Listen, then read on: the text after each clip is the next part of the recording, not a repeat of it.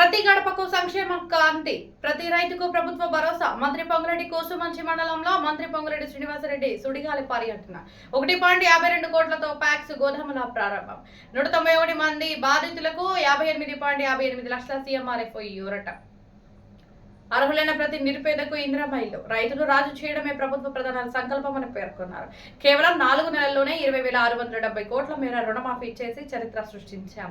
ఏడాదికి ఎకరానికి 12,000 అందిస్తూ సన్నవడ్లకు 500 బోనస్ ఇస్తున్నాం.